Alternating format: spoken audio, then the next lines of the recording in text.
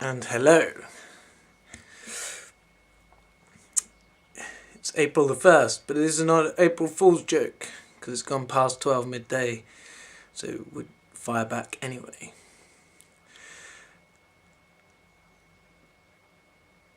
The way. How to get to the entrance of the way. Believe in a creator that loves you. That is a very simple and succinct way of putting the basic. Believe in a creator that loves you. And, from that basis, you could, that's the entrance to the way, and then you can just follow the path. So anyway, this video is about what's happened to our hearts. And I'm not talking about our physical beating heart, but your core of you. And I'm going to have some illustrations to help explain this. Then it's not that difficult. But basically, when you incarnated into your physical body, if that was whatever part of the pregnancy that occurred, you were feeling God in your core, in your heart, like full on, like the bandwidth was open at its right amount. And if you're watching this video at the moment and you are likely to have no major concept of what that would be like. So don't worry if you're not sort of remembering it, right? For most people there's stages to go in. And to get back to that would be, the ultimate. I mean, I'm not back to that yet, right? I'm edging nearer and closer, but I'm not there yet. Right. So, then, when you were born, and you came out into the world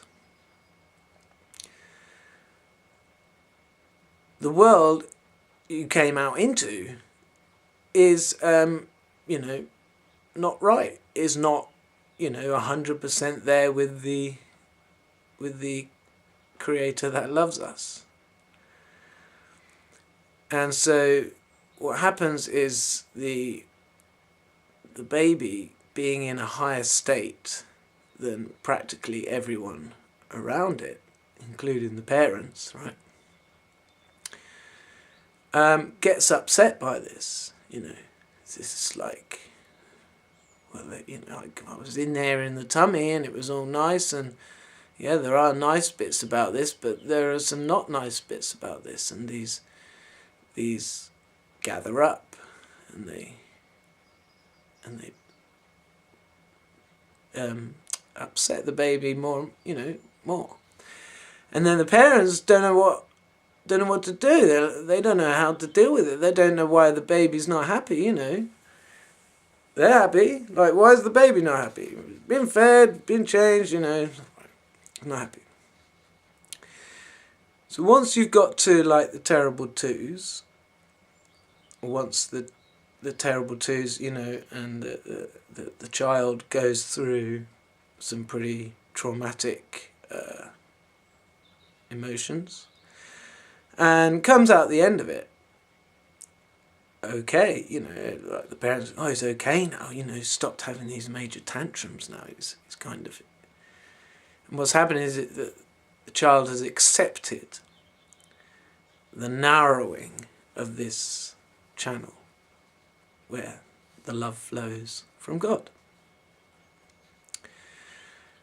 And it happens again after adolescence.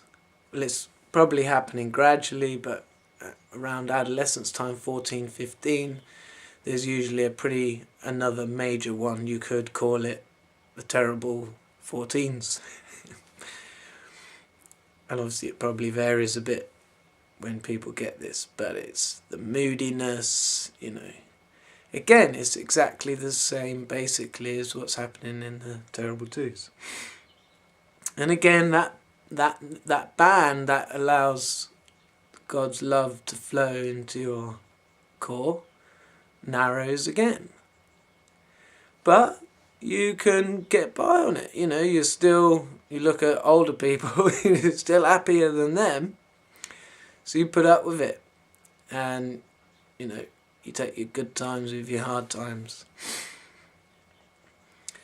Then, you get into your early 20s and maybe you got married, maybe you took a job, maybe you did this, did that. Obviously people doing different things.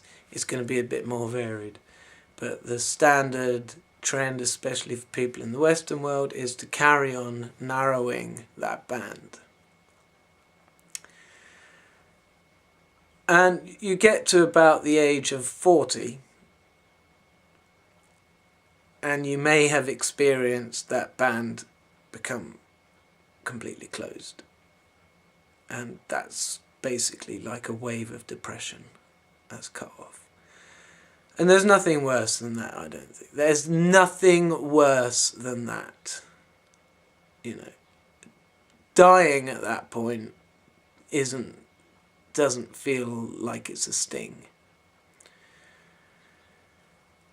I've experienced that for, a few seconds on a few occasions, and that feeling to me was like, you've got to do something about this. So I was probably about 35 about that time, 35, 36, something like that. And so I sought. Anyway, so I think most people have this, and this called the midlife crisis. And it is a crisis. The way they feel is a crisis.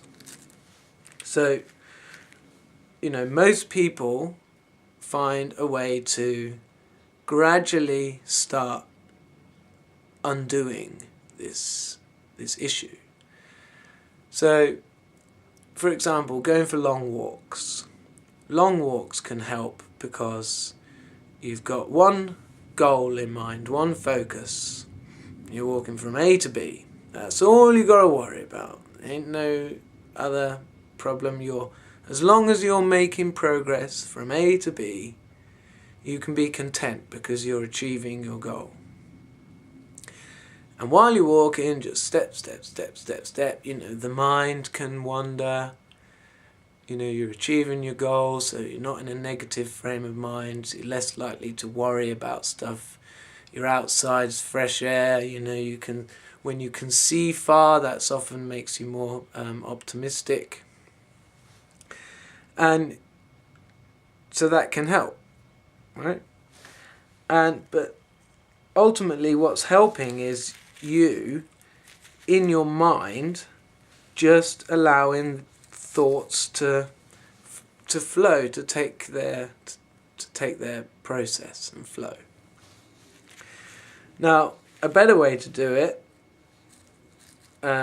is through meditation, because there you've got less distractions, and when you're still in your body, you are more likely to feel what's going on inside, and you can start to open up your bandwidth to feel God.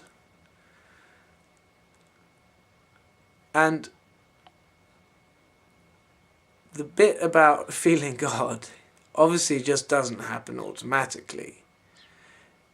And in a sense, one of the main stumbling blocks for people is going to be this concept of we just don't know, what we are. We don't know the answers to, is there a God, and if there's a God, how come bad things happen, and and there's all of that stuff, all that intellectual stuff. But you see, a baby isn't going to be intellectual about it, is it? And the thing is, when you do feel some love, you don't question it. You just feel it because it's lovely. So you're not going to go, oh, hang on, I don't. Well, this is how it can work, right? So, say, a 50-year-old man, he's been at his lowest point, and he's found that he can get by, and he's not getting worse. He's got a dog, and he goes for walks and stuff like that, right? Then he decided one day, what the hell, I'm going to go to church and see what it's like down at the church, And he goes down to the church, and the priest there is talking about God, and right? And then, so he's telling the story, and he hears the story, and then something clicks in him, and he feels something come into him, right? Feels something come into his core, some love, and he obviously, because he was hearing those words, that is what it's attributed to. And so he goes down that route then, and he gets into religion that way. I'm not saying that's going to bring him directly to the way, because unfortunately the church doctrine is a bit weird. So say he got the feeling from somewhere else. Say he put on some music, some Beethoven, he's just there relaxing, and boom, he feels this love enter him, an amazing feeling. And maybe that, and then maybe that he can't reproduce it. He can't just put on the music again. Or the one who went to the church, the next time he goes to church, he didn't get that feeling again, So that's reality. But these people will hold on to that feeling. They will never forget it. And they'll know there was something to it. And a baby can't understand. A little 3-year-old even, running around feeling God's love, but has no concept of this. And the thing is, perhaps the adolescence drop is when, I found about that age that the magic had been taken out of the world. I looked at the world and I thought, is this all there is to it? It lost its magic. It lost those possibilities.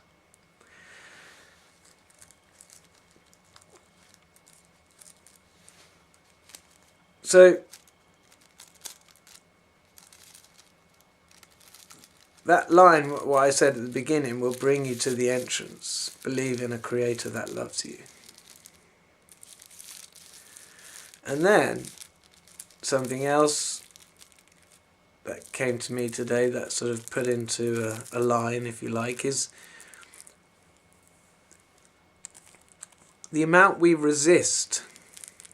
You see, let's go back to the terrible twos. The babies come out feeling all of God's love, but people around him aren't, or her. And this causes upset. This is like, they're supposed to be the ones who know. They're the big adults, like the big giants, and they've got a problem, and I haven't.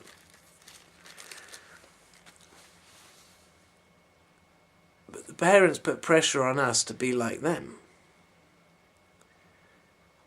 So, the baby's sort of feeling not quite happy, so just decides to start crying at full volume.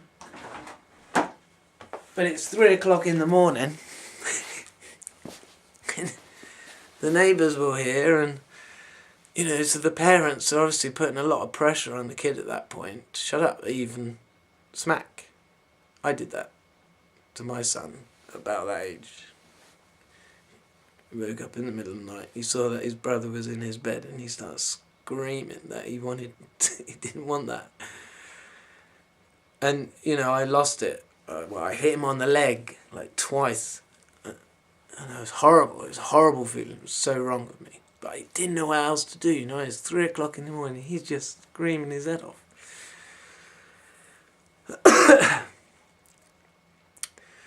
So, where was I? Yeah. So the adults are conditioning the child. They are pressuring the child into not reacting honestly from the heart. Just truly and honestly, whatever the circumstance. They're fine when it's a happy mood, but when it's a negative mood, then no. So the child is then trained to resist. And that's what happens after the terrible two is learnt to resist. So we're taught to resist. So that's what we've practiced all our life, is to resist. So what we've got to do is undo all of that.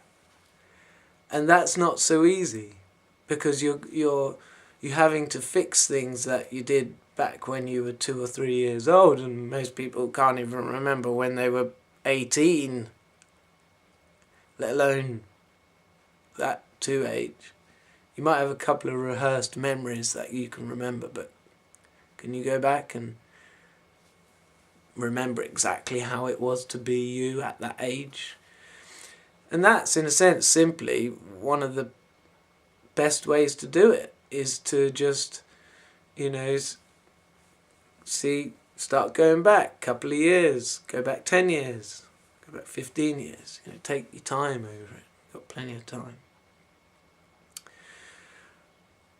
But the way I like to work is just to allow what comes up next, because I found you don't necessarily know what the next lesson is you've got to learn once you're on the path.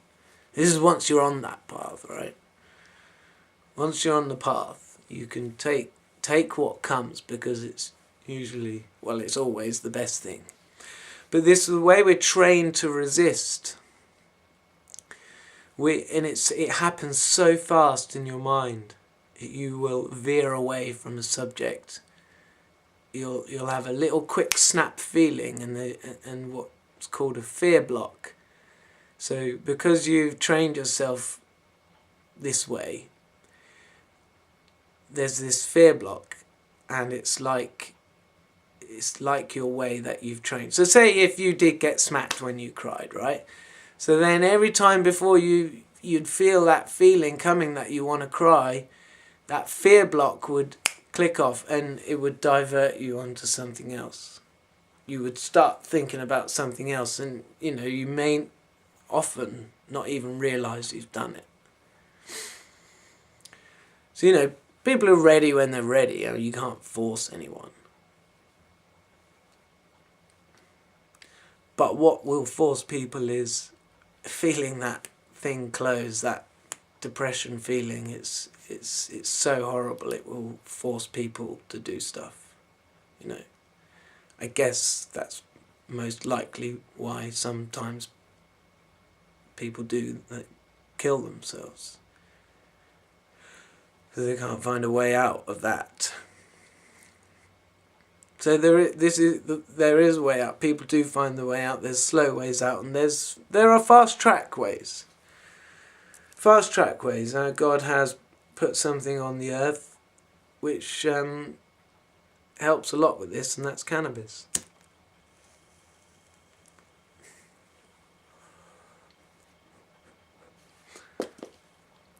And what makes cannabis different to other non-natural drugs like coke or speed or whatever is because it's natural. It's you can't OD on it, and because it's natural, it's sort of it's not always it's not always guaranteed.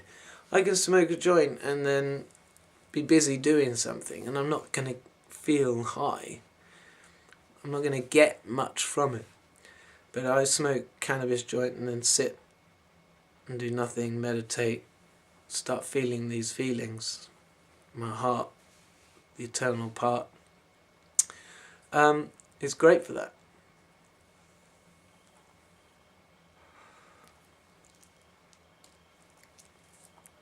And obviously if you just smoke every day, like I am currently, but when at the beginning when I was first learning that this could be used as a tool,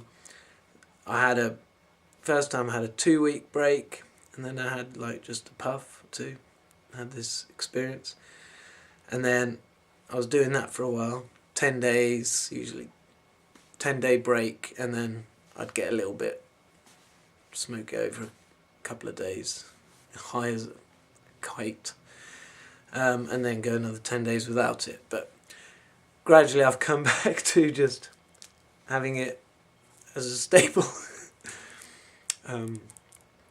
I've had the occasional breaks of, a couple of weeks or a few weeks, and I'm probably due another one soon, but I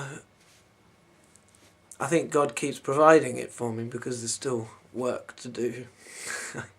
I do some soul work, another matter.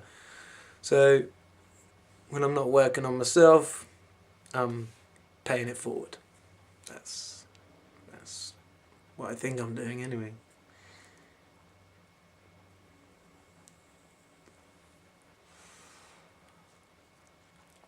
So, yeah, I mean, I have noticed my bandwidth widen.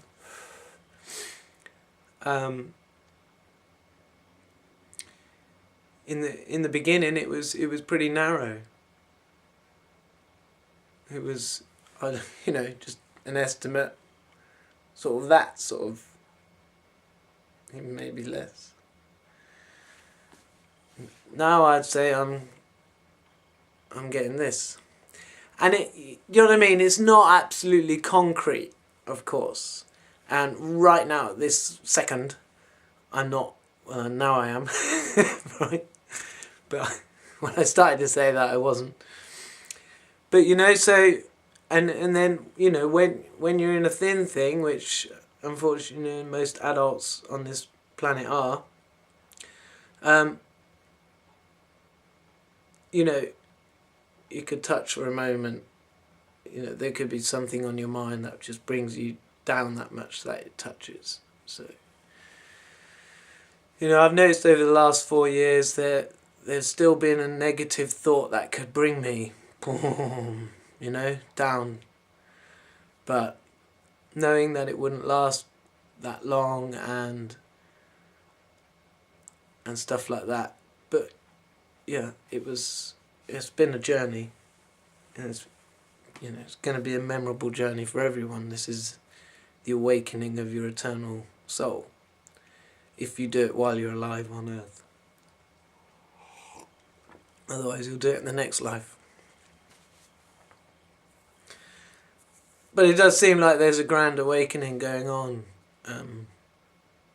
So could be that could, once more people get going onto it, it could multiply, become like a tidal wave. Yeah.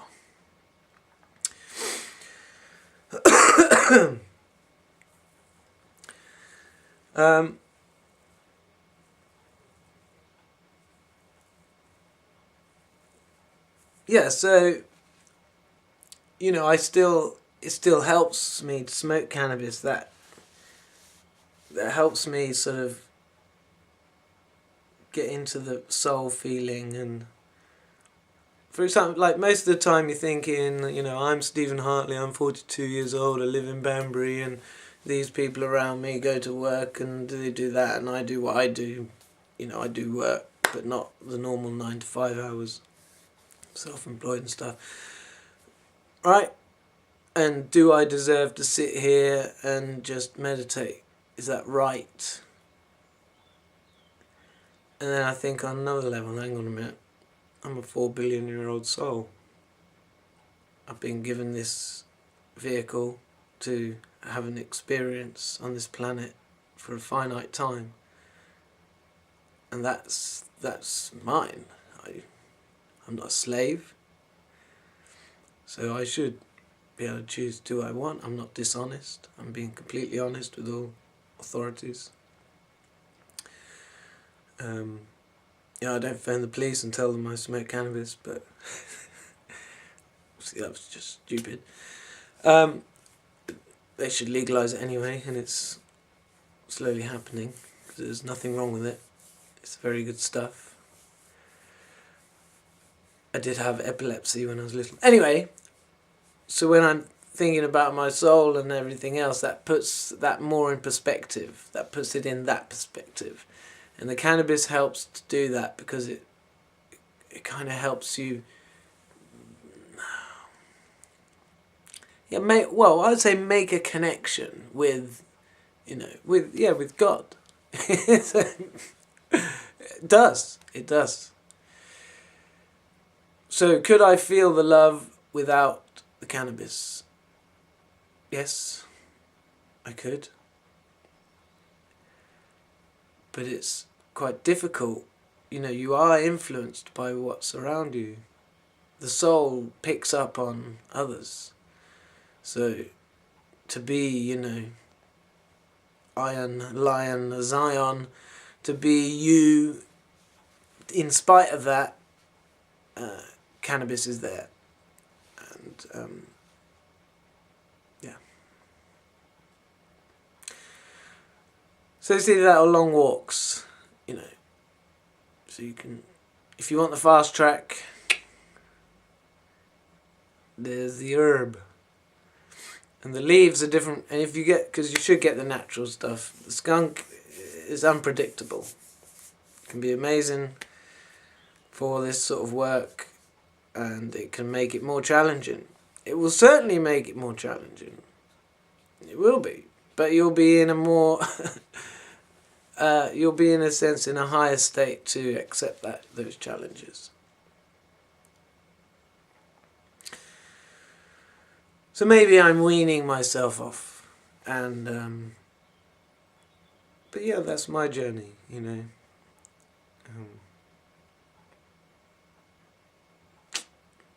just prattling on now.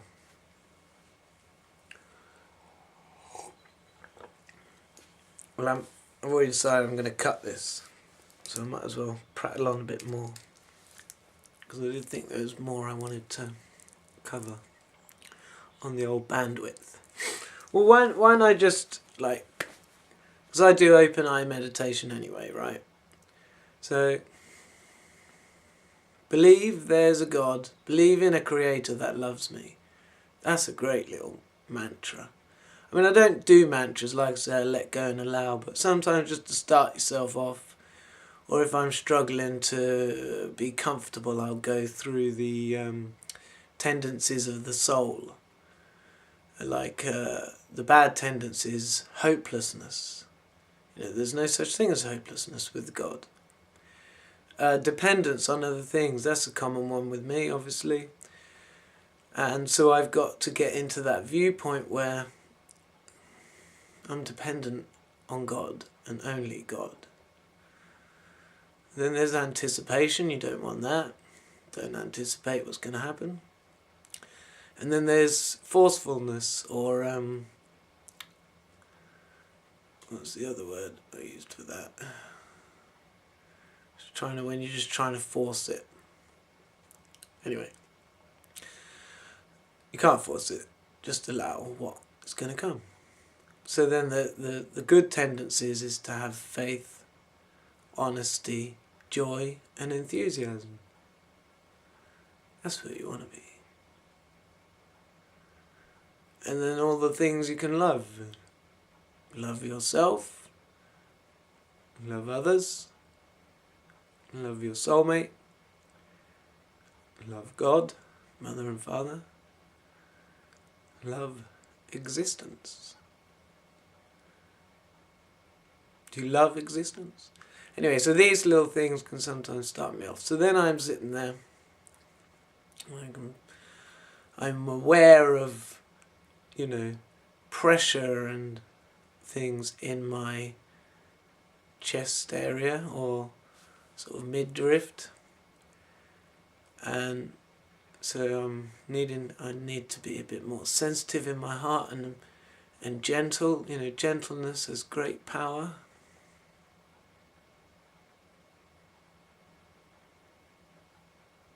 You just feel it. It's difficult to talk.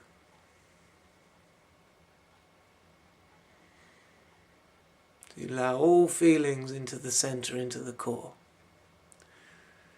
And when I was starting this a few years ago, the feelings were more weren't near the core, they were further away. And when you resist at this stage, when you won't feel, it will turn to pain. And for me, it's been pain in my feet usually, or on my bum, or pressure in my back. And the different stages of resisting.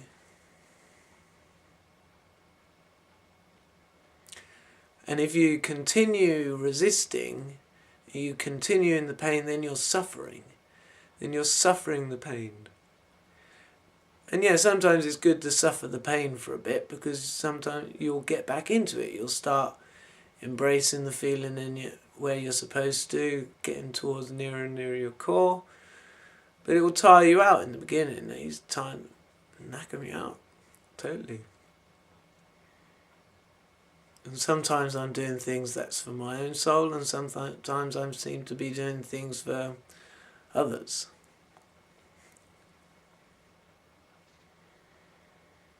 But that's another story. So, if I now think about believing a Creator that loves me, I can feel love coming from Father.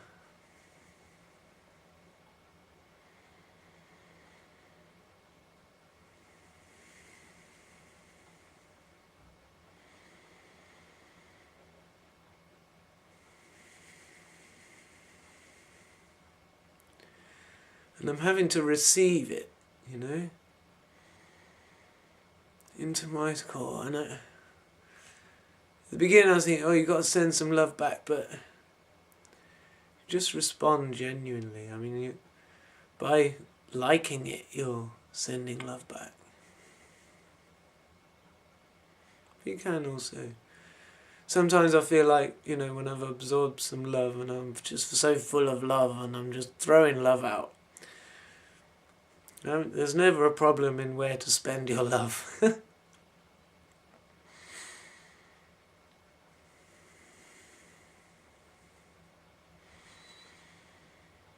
So that still feels like it's love coming from Father.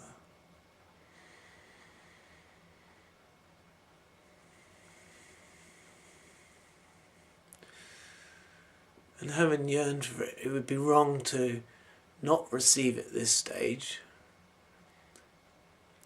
Especially if you're doing it purposely. You think, I can't bother at the moment. Things always need to come in the end anyway.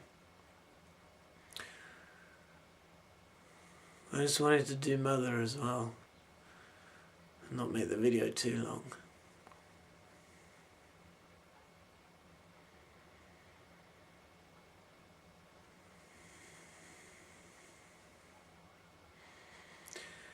See, the heart hears and sees God. The heart is what is used. God hears and sees the heart. The heart hears and sees God.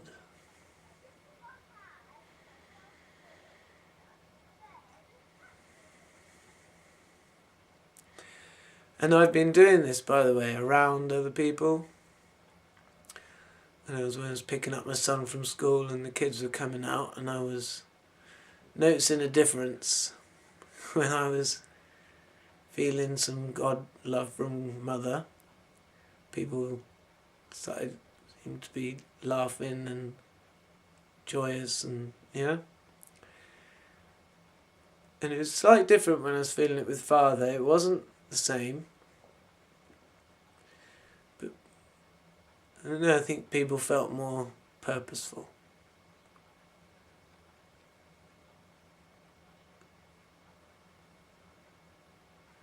So they did definitely have quite different reactions. And when I wasn't doing either, it was moodiness and awkwardness.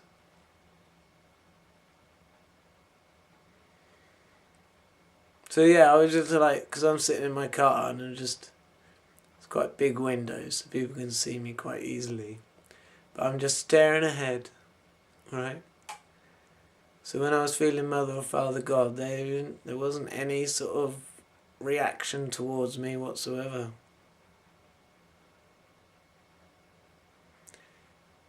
Apart from maybe a few positive reactions. But if I had been doing nothing, and on previous occasions, because I've been doing this for a while now, so going back, when I wasn't, sometimes I would get, because sometimes the kids made me I felt a bit awkward before. Anyway.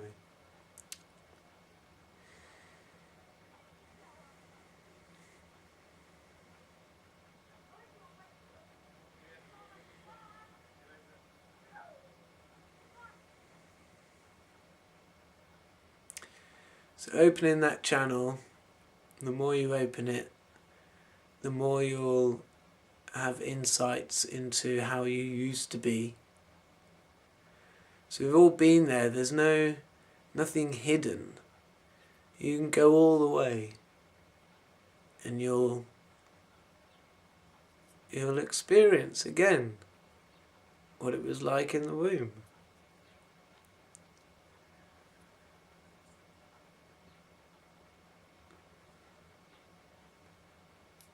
It's not all easy, but it is simple. And it's certainly not impossible. And the more people who do it, I suspect it'll become easier for others to come through.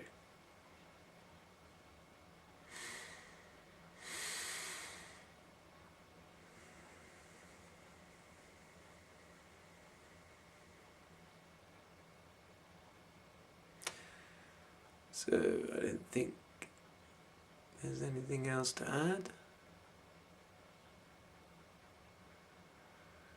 Except for remember that love begets love. And the opposite of love is nothingness. So choose to love.